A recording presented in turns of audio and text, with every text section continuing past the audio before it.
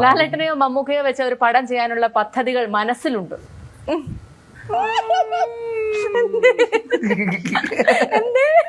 ഒന്നുമില്ല. എന്തെങ്കിലും പറഞ്ഞോ? ഒന്നില്ലേ യെസ് പറയാല്ല നോ പറയാം. യെസ്, ഉറപ്പായിട്ടുണ്ട്. അല്ലെ, ഇതിപ്പോ ഇവർ രണ്ടുപേരും നമ്മൾ ചെറുപ്പം മുതലേ കണ്ടു വരുന്ന ആൾക്കാരല്ലേ. അത്രേ ഉള്ളൂ. അപ്പൊ ഇവരെയൊക്കെ വെച്ച് സിനിമ ചെയ്യാന്ന് പറയുന്നത് ആർക്കാണ് ആഗ്രഹം ഇല്ലാതിരിക്കുക? ഉറപ്പായിട്ടുണ്ട്, അതിലൊരു സംശയമില്ല. അവർക്ക് പറ്റിയ നല്ല കഥ കിട്ടുക എന്നുള്ളതേ ഉള്ളൂ. അല്ലാതെ സിനിമ ചെയ്യാൻ വേണ്ടിയിട്ട് ചെയ്യാന്നുള്ളതിലൊരു കാര്യമില്ല. നമ്മൾ ചെയ്യുമ്പോൾ അത് വൃത്തിയായിട്ടുള്ള ഒരു കാര്യം തന്നെ ചെയ്യണം, അത്രേ ഉള്ളൂ. അതായത് ഇത് ചെയ്യണം, അത്രേ ഉള്ളൂ.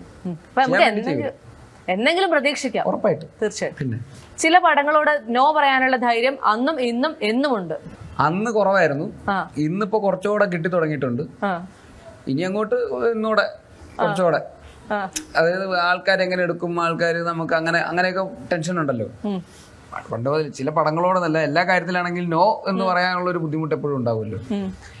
ഇപ്പൊ അത് കുറച്ച് കുറഞ്ഞിട്ടുണ്ട്. അതായത് നമ്മൾ കാര്യം പറയാന്നുള്ളതാണ്, അല്ലാതെ നോ എന്ന് പറയാതെ പിന്നെ അവര് പ്രതീക്ഷിച്ച് വെച്ച് ഇങ്ങനെ പോയി പിന്നെ കുറെ കാലം നമ്മൾ അതിങ്ങനെ വേണ്ട, അത് എന്താ ഇപ്പൊ പറയാ, എങ്ങനെ ഇപ്പൊ പറയുന്നൊക്കെ വെച്ചാൽ അവരുടെയും സമയം പോകും, നമ്മുടെയും സമയം പോകും, നമ്മളും ടെൻഷൻ അടിച്ചിരിക്കും.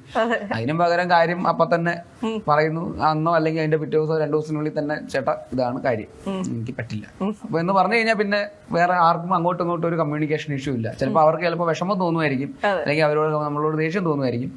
പക്ഷെ അവസാനം ഇതെല്ലാം കൂടെ സമയം പോയി പോയി പോയി പോയി അവസാനം ഇത് ചെയ്യോ ചെയ്യാതിരിക്കോ എന്ന് പറയുന്ന പോയിന്റിൽ ഇത് കൂടുതൽ വഷളാവുന്നതിന് മുമ്പ് അപ്പൊ തന്നെ പറയുന്നത് തന്നെ ഏറ്റവും നല്ലത്. ചില സിനിമകളിൽ അഭിനയിച്ച് തുടങ്ങിയപ്പോ വേണ്ടായിരുന്നു എന്ന് തോന്നിയിട്ടുണ്ട്. യെസ്, പറയില്ല, ഞാൻ ചോദിക്കൂല. ഇനി എനിക്ക് കുറച്ച് കാര്യങ്ങൾ പേഴ്സണലായിട്ട് ചോദിക്കണം ചേട്ടാ, ചോദിക്കാതിരിക്കാൻ പറ്റത്തില്ല. അതായത് കുഞ്ഞിരാമായണത്തിന്റെ കഥയൊക്കെ പറഞ്ഞപ്പോഴത്തേക്കും ഞാനിങ്ങനെ എവിടേക്കൊക്കെയോ കാട് കയറിപ്പോയി. എന്റെ ഒരു പ്രിയപ്പെട്ട ഗസ്റ്റ് ഉണ്ടായിരുന്നു, ധ്യാൻ ശ്രീനിവാസൻ. എന്നോട് ചില കാര്യങ്ങളൊക്കെ പറഞ്ഞു.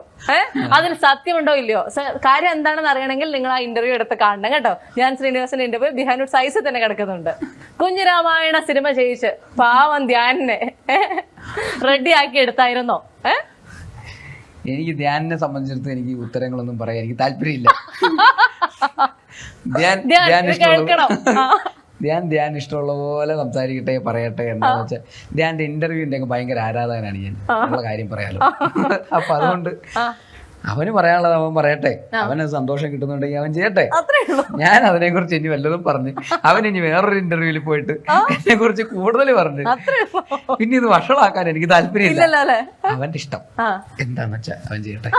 കുഞ്ഞിരാമായണത്തിന് ശേഷം ഉടനെ ഒരു അർജുൻ റെഡ്ഡി ആയിട്ട് ധ്യാൻ